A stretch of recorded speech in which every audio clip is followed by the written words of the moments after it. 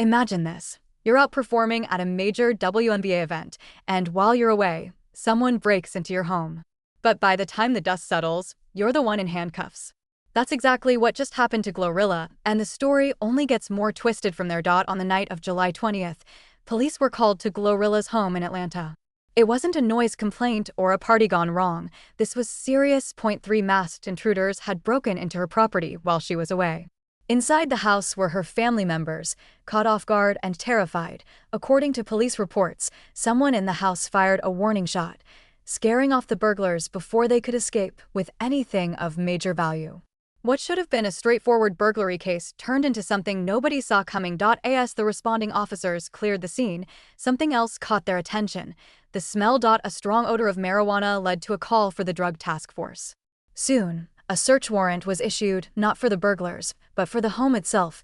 Police searched GloRilla's bedroom and allegedly found more than an ounce of marijuana and an undisclosed amount of a Schedule I substance. It was enough for them to charge her, despite the fact that she wasn't even in the state when the break-in happened. 2 days later, on July 22nd, GloRilla voluntarily turned herself into Georgia authorities. She was booked on felony drug charges and released that same day after posting a $22,260 bond. Legally, in Georgia, anything over an ounce of marijuana is a felony, and this wasn't just about a couple joints in a drawer. The charges carried the potential for serious prison time, even though she hadn't been home for days. Suddenly, the burglary was a footnote.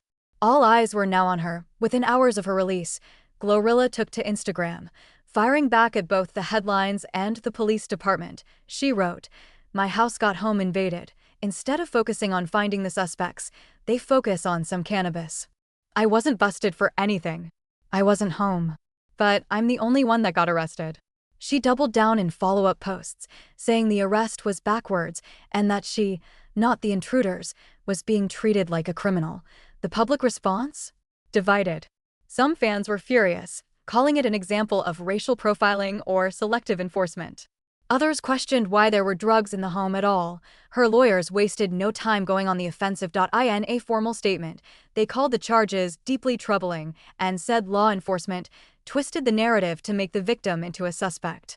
They questioned why the intruders hadn't been caught or named, even though GloRilla had voluntarily turned herself in, cooperated fully, and wasn't even present during the incident.